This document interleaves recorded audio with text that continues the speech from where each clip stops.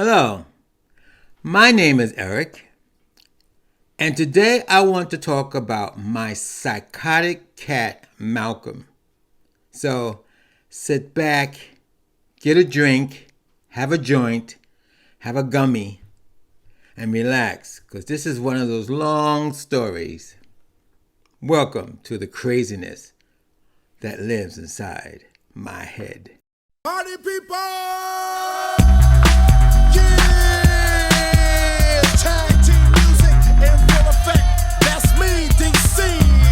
I grew up with dogs.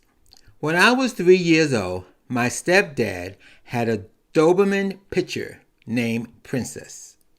She was very protective of me. One day, my dad spanked me for being naughty, and Princess attacked him. He got rid of her the next day. I've had a lot of dogs in my childhood. They were very loyal. When we lived in a house, my duty was to walk the dogs. We lived on the first floor and our kitchen window was above the cellar door. So walking the dogs meant opening the kitchen window and let the dogs out. They would jump out the window onto the cellar door underneath it, then into the backyard. When the bank foreclosed on our house, we moved into an apartment.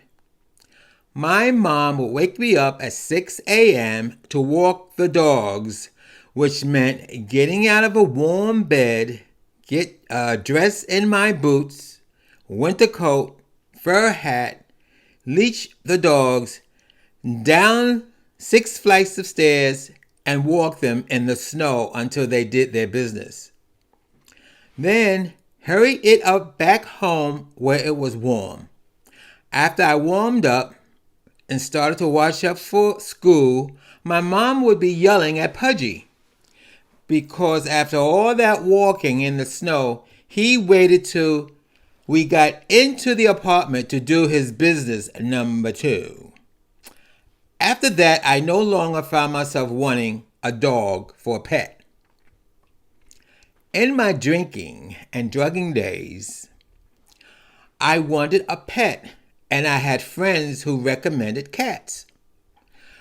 You see, you don't walk cats. They have litter boxes, my cat parent friends would brag. So, in 1982, I took over my aunt's senior citizen apartment in the Brevoort Housing Project in the Bronx. In Brooklyn. I moved to the Bronx, but at that point I was in Brooklyn. She went south to take care of my grandmother, and she had 6 months left on her lease. Because with the 6 months left she had on the lease, I could live there until I find an apartment in the Bronx. I went to the ASPCA and adopted 2 brother cats, Tiger and Tony. It was a perfect match. I fed them a can of cat food in the morning, a bowl of hard cat food, a bowl of fresh water, and cleaned out their kitty litter box before I left for work. On Fridays, I would leave the apartment at 8 a.m. for my Wall Street job and didn't return until 6 a.m. Saturday morning. I got home just in time to feed them their daily can of cat food, replenish their bowl of hard cat food, and refresh their water. And I cleaned out their litter box. Now, when I moved to the Bronx, I took Tiger with me and gave Tony to my friend Robert, who lived in Washington Heights. Now, Tiger had a problem with my blasting of the latest disco beat on my stereo high-fidelity component set. The noise was so much for him, he would go crazy running around the apartment to find a hiding place from the noise. One day I had my balcony door open and noticed and didn't notice that he ran onto the balcony. I didn't know anything about it because I was partying at to the pulsation of the beat until there was a knock at the door. It was my neighbor, my next door neighbor. She told me that my cat Tiger jumped off the balcony. I had a 1-bedroom with a balcony facing Manhattan on the 13th floor. By the time we got downstairs, the neighborhood kids had surrounded this dead cat in tears. "Why did he jump?" cried one little girl. "He probably was chasing a bird," I answered. "Oh no," yelled out my neighbor. "I was on my balcony and I saw him jump up on the railing, then he jumped to his death." My next cat was given to me by a friend. It was a Siamese kitten. Sabu had a horrible habit of scratching my brand new furniture. I bought this can of cat repellent spray. I followed the directions, sprayed in all the areas that Sabu would scratch. It worked, but all he did was started scratching in new places. My apartment was always hot and humid all year long, so I would leave one of the bedroom windows open about 6 inches from the bottom. All the windows had screens. One day, I came home and Sabu was nowhere to be found. I looked everywhere. I searched in my closets, underneath furniture, crevices. Cats have a habit of hiding in crevices. I became desperate and called a friend, and I assured him that I did a thorough search of the apartment, except for the open window, which I thought was a ridiculous place to search. But I took his advice, and I went over to the window, and voila! There was Sabu hiding in between the window screen and the window pane. I didn't think about it at that time that he was getting away from all that cat repellent that I was spraying. However, he found new places to scratch, and I got so mad it took 2 cans of cat repellent to spray every piece of furniture in the apartment. The next day I came home from work. It was a very windy day that day in the Bronx. The wind gusts were up to 50 miles per hour. Once again, I couldn't find Sabu. Then I went to the window and realized I forgot to shut the window. You stop him from going in, between them.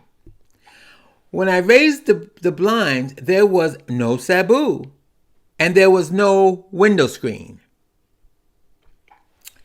My next cat was given to me by a fellow employee. It was an alley cat she found in her neighborhood. I named the cat Kitty Cat. It was a strange cat, though. It would eat out of my garbage can and wouldn't eat the cat food I put out for her.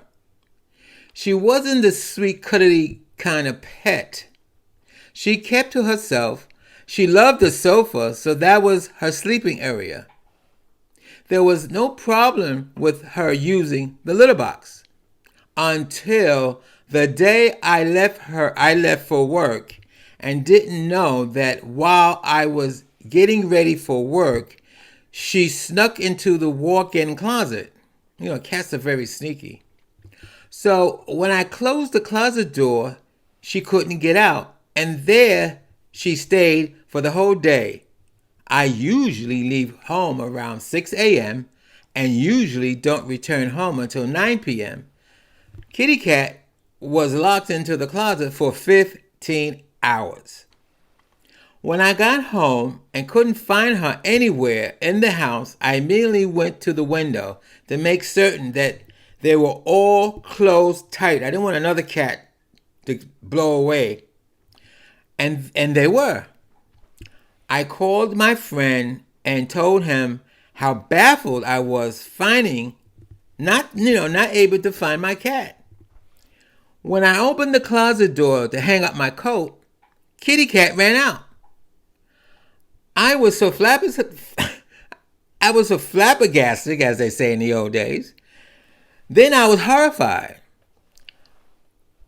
She took, this smell took over the closet. They had this, that smell all in the closet. And then I saw that most of my clothes she tore down from the hangers, and she had scratched them into a bundle in the middle of the closet floor. When I unbundled them, they were infested with cat urine and cat feces. Kitty Cat had to go. Between eating out of my garbage can and using my clothes as if they were kitty litter was more than I could stand, and I couldn't stand anymore. I told my sister the reason why, my determination to put the cat up for adoption. My sister wanted the cat. She had mice infestation, and the cat would solve the problem. I told her about how Kitty Cat loved to eat out the garbage can, and how she had better be careful not to lock her in the closet. Her youngest daughter named the cat Kathy. Well, months went by, and I realized that I haven't heard anything about Kathy. When I had conversations with my sister, no, she never mentioned it. By the way, sis, how's Kathy? I asked. It was a couple of months, I think now, yeah. She goes, I caught that bitch on top of my stove eating the fried chicken I've cooked for dinner. And that was about a month ago, she grunted. So where's Kathy now? I threw that nasty-ass cat out the window. My sister lived on the 8th floor. I named my next cat Sparky. He was my sober cat. After spending 30 days in a rehab and going to AA meetings, NA meetings, OA meetings, and work, I needed company to soothe my tired psyche. I didn't have time to have friends during that schedule. I adopted him from the ASPCA. I think that was on 92nd Street and York Avenue. He was a sickly cat. The vet gave me medicine that he had to have twice a day. Before bedtime, I would place Sparky in a shoebox, give him his medicine, place a warm towel over him, and slept with the shoebox by my side. Sparky grew to be a warm, loving pet. I spoiled him so much that my neighbors would complain about his meowing all day long when I was not home. He missed me. So when a girl at work found a female stray cat in her barn with her left eye bleeding from a fight that the cat had with her adult cat, who actually lived in a barn, she doctored the stray cat back to life and went around the stock exchange trading floor asking fellow employees if they would be a pet parent. I became that pet parent because I wanted that cat to keep Sparky company. When I wasn't home, of course, and I'm always at work. And a lot of times I never was home. He needed somebody to be there. I named her Sheba, because when she arrived at my apartment, she would sit straight up in a corner of the living room like she was sitting on a throne, like a queen of Sheba. Sparky and Sheba got along well, and I haven't heard any more complaining from my neighbors about the whining all day. I took Sheba to the vet to have her eye checked out. Her left eye healed, but it appeared that Sheba couldn't see out of that eye. The vet assured me that Sheba did not lose her sight. There was a scab covering her eye, and she could see out of it even though the scab was blocking the view.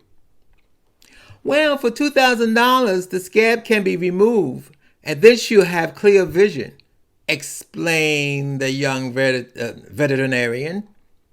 I'm good, I assured her. I wasn't rich enough to pay $2,000 just so Sheba could see clearly. Well, after 13 years of life, my baby Sparky's kidneys failed. I cried for days holding Sheba in my arms and made her promise not to die on me. I was stricken with grief. One day a friend from work heard about my Sparky demise and asked me if I wanted her cat. Her boyfriend hated the cat and he gave her an ultimatum. It was put the cat to sleep or sleep alone. I got another friend of mine who had a car to drive me to Washington Heights to pick up the cat. The cat name was Malcolm. From the first day Malcolm arrived at my apartment, he was very obstinate and distant towards me and Sheba. He wouldn't allow me to pet him. He would allow me to pet him for a minute, then attack my hand.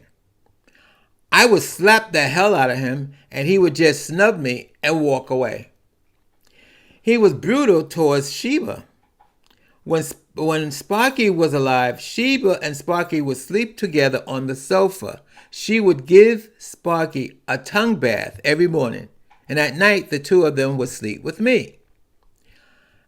After Malcolm's attack, he had to go. But somehow I felt sorry for him because his last pet parent was going to put him to sleep. I know she told me that she thought her boyfriend was abusing him. He would beat Malcolm a lot with a strap. Poor thing, I thought. Let's see if this is going to work, old man. I frowned at Malcolm. After a month, Malcolm became more affectionate towards me, but I wouldn't dare pet him for fear of getting scratched or bitten. However, he took all of his aggression out on Sheba. I would scream at him to leave her alone, and when he persists, I would throw something at him like a book or my shoe. It was the only way to stop his attacks. There were times when I would become a sadist. I had a get-together with a bunch of my friends one day, sometimes once a month. Malcolm was so sweet. He sat on the sofa and meowed for attention. "Oh, he's so cute," my friend David said as he pet Malcolm. And like clockwork, Malcolm attacked his hand, leaving scratch marks. I assured David that Malcolm had all his rabies shots. "That's not funny," David scorned at me. I had Malcolm for 10 years when Sheba died at the age who died at the age of 19. I got him when he was 3 years old, so Malcolm now was 13 years old. Hadn't changed a bit. I felt depressed when Sheba died in my arms. I loved her and Sparky. The two of them were the best pets I've had up until that point. Malcolm, on the other hand, was a devil in disguise. The other sad part, I was preparing to move to Connecticut in a one-bedroom bungalow. It would be the first time living in a house since my childhood. I've always wanted to have a house, but never could get a mortgage. After Sheba died, Malcolm was acting a little strange, as usual. I felt like he was stalking me. "He's only playing," laughed the cat lady at work. "He attacked my feet. That ain't playing. He did it twice so far. I'm getting rid of him," I assured her. "Give him one more time, and be patient. He's only playing." She smiled.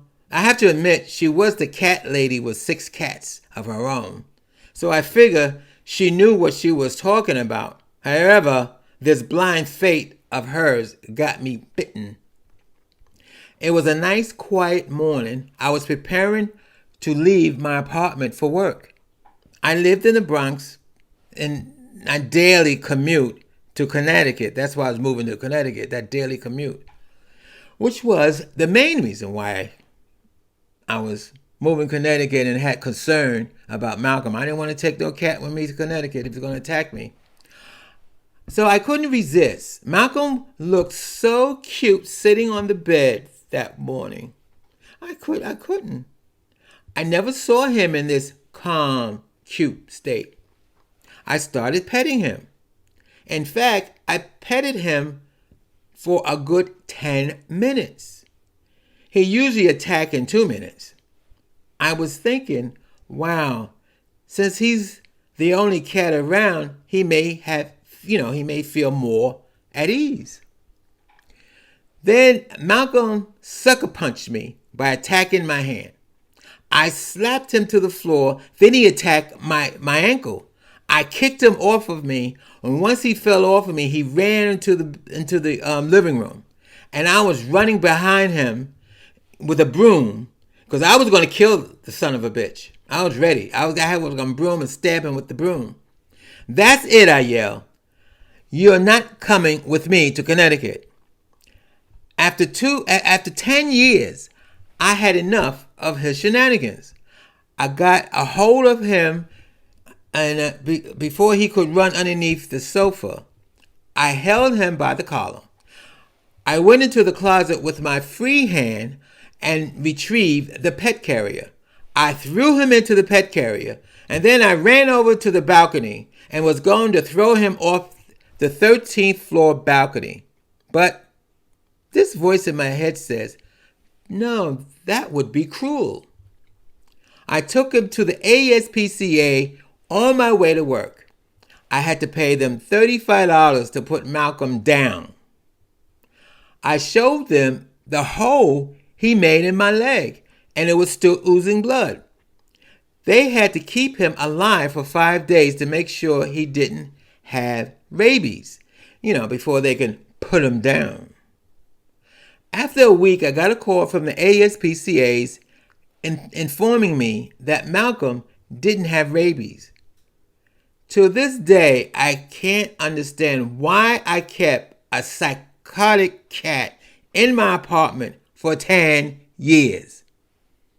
I guess it's the same thing, having relationships with psychotic men for 20 years. Anyway, thank you for listening to the craziness that lives inside my head.